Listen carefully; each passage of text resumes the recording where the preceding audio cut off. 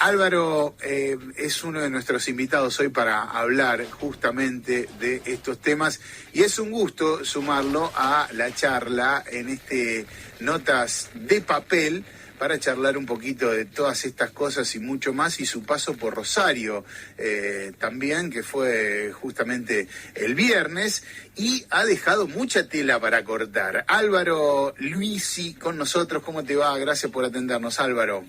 ¿Qué tal? ¿Cómo están? Un gusto. ¿Todo bien?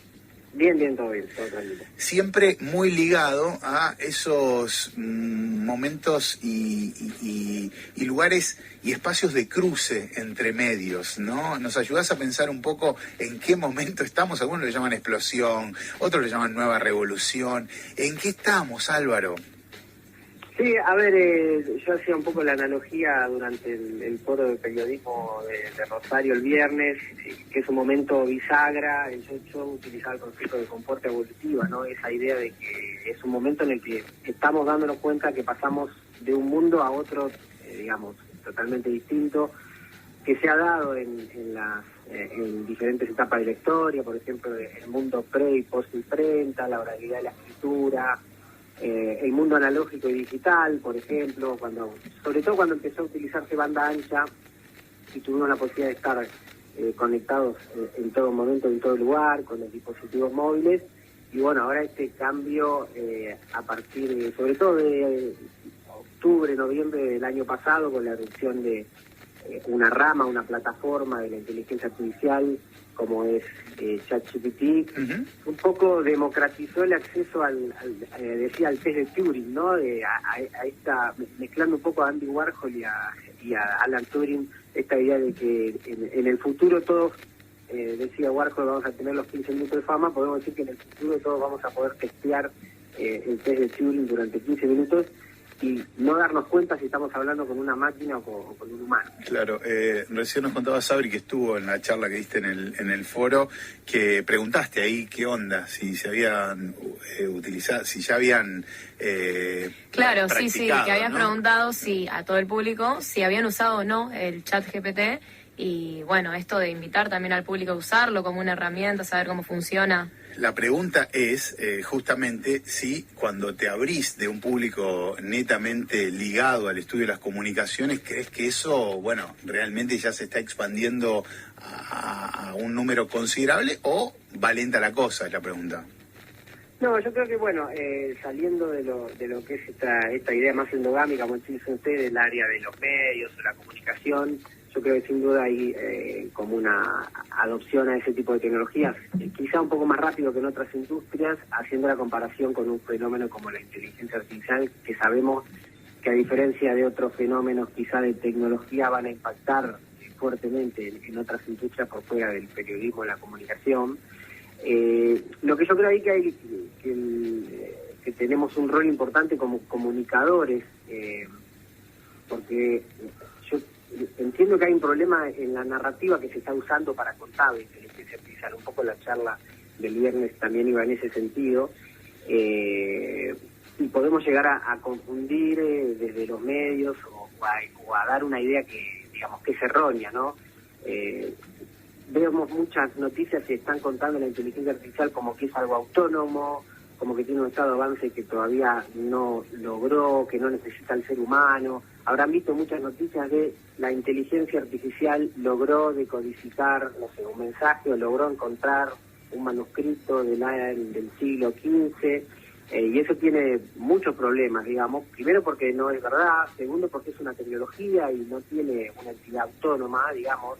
Visibilizamos el trabajo de un montón de seres humanos que están detrás de esas herramientas, trabajando para hacer esos descubrimientos, y ese es un error, digamos, el de utilizar a la tecnología o catalogar a la inteligencia artificial como un sujeto, como una entidad que por lo menos al día de hoy no tiene, ¿no? Claro. Es una herramienta diseñada, desarrollada, manipulada y alimentada por contenido que creamos los humanos. Uh-huh.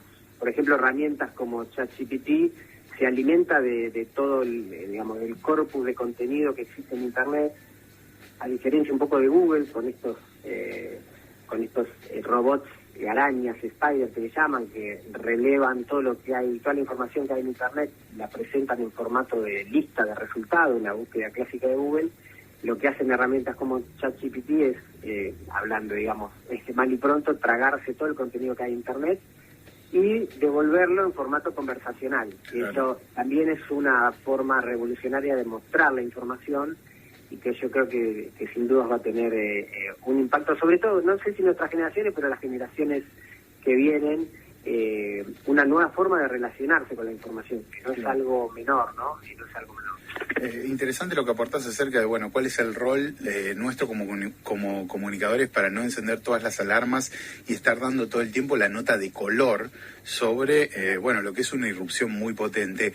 Pero igual te tengo que preguntar por la decisión de Geoffrey Hinton, uno de los, qué sé yo, padrinos de la inteligencia artificial, yéndose de Google y advirtiendo algunas cosas acerca de su creación. Sí, hoy leí un poco, obviamente hay gente que está mucho más interiorizada que nosotros en este tipo de temáticas, y que es para atender y analizar y digamos, y tener en cuenta todos esos argumentos que da. Leí varias notas sobre el tema durante el día de hoy, bastante menos de color, como decías recién, de otras que se suelen publicar, ya cuando hay fundamentos y alguien que está interiorizado en el tema. No es el primer caso que sucede.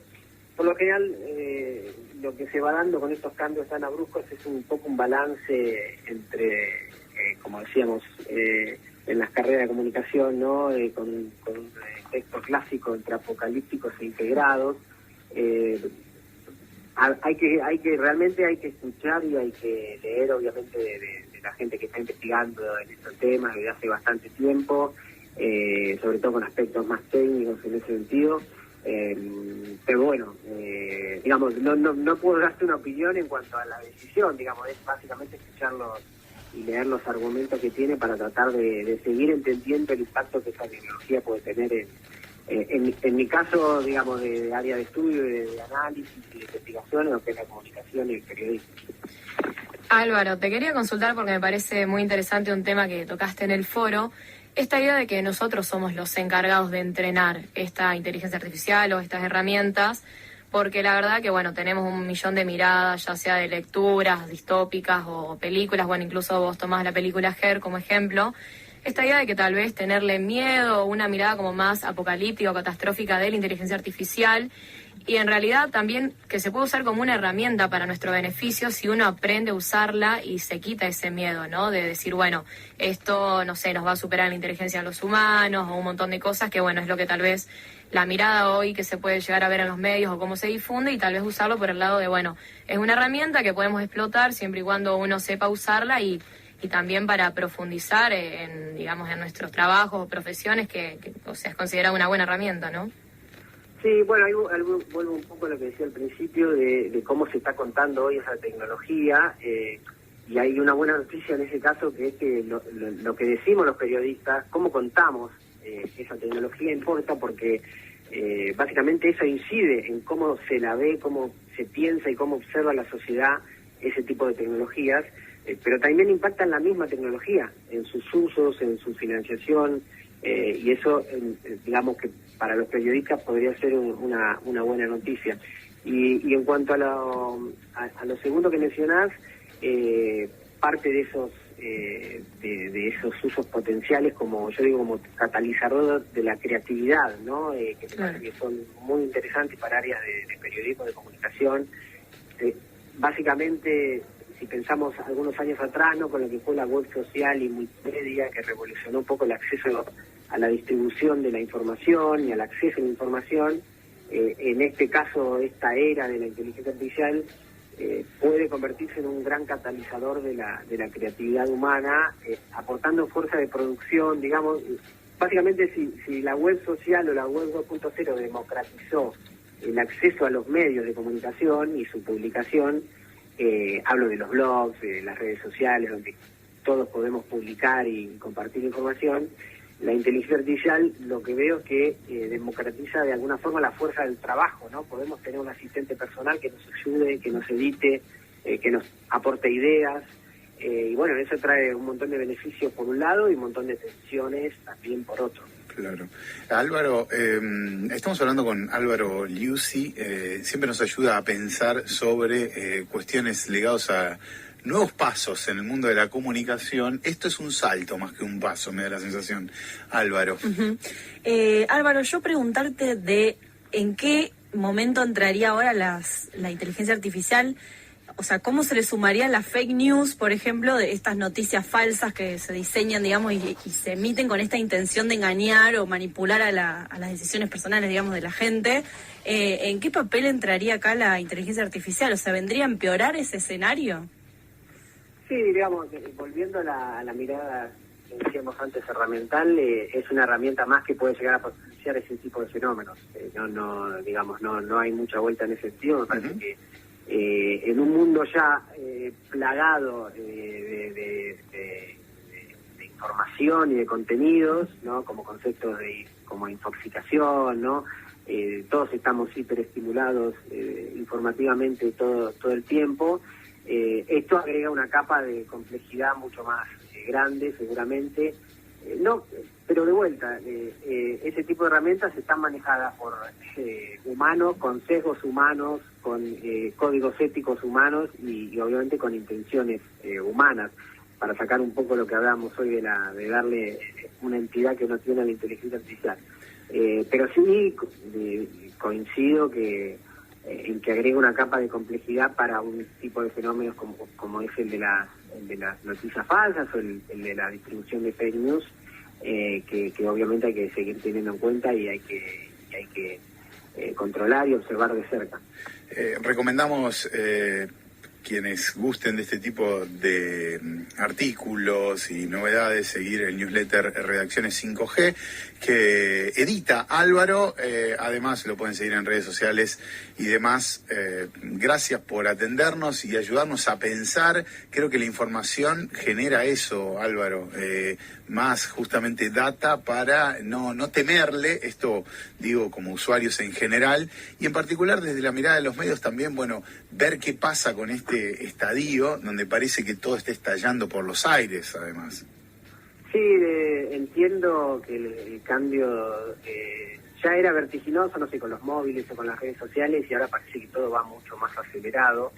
Pero si lo pensamos en perspectiva, un poco lo que decías, no sé, así como la televisión y Internet cambiaron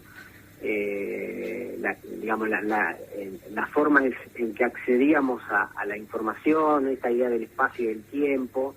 En ese sentido, con estos cambios vertiginosos, seguramente la inteligencia artificial va a remodelar, digamos, la forma en que abordamos la resolución de problemas, que accedemos a la información, que nos comunicamos, que creamos contenido, y eso, bueno, va a generar un montón de interrogantes, de tensiones, de puestos y formas de trabajo que van a dejar de existir y otras que se van a generar.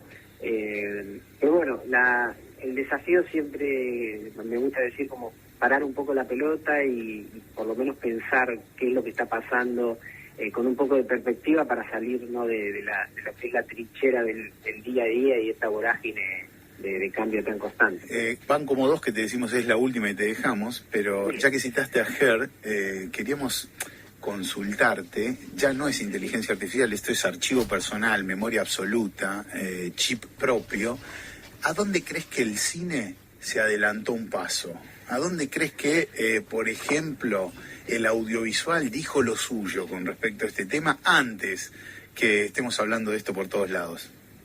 Bueno, yo marcaría, me iría un poco antes de Her. Her tiene 10 años, desde el 2013. Uh-huh. Pensé que iba a pasar un poco más de tiempo hasta que se materializara, entre comillas, una idea como Her, y como algunas de las que marca más cercanas en el tiempo, Black Mirror, algunos de los capítulos, como Be Right Back, donde ya sí tenemos una inteligencia artificial antropomórfica, ese capítulo en el que el marido sale a la noche en el auto y muere, y después le generan como un robot. Me da piel de gallina, solo acordarme de eso me da piel de gallina, sí. Ese quizá estamos un poco más distantes de fenómenos de ese tipo, donde vemos que la ciencia ficción deja de ser ficción y más se transforma en ciencia.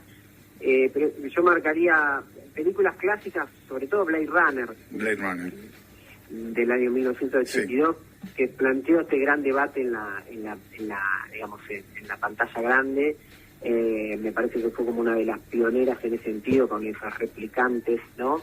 Y un poco de allí marcó el camino hacia películas de ciencia ficción, que es en lo particular un género que me encanta, pero yo creo que Blade Runner marcó un poco el camino en ese sentido, y con la nueva adaptación, que también es muy buena. Pero bueno, la del 82 es un clásico, incluso entre ciencia ficción e inteligencia artificial, sin duda. Aparte está muy adelante, claro que sí.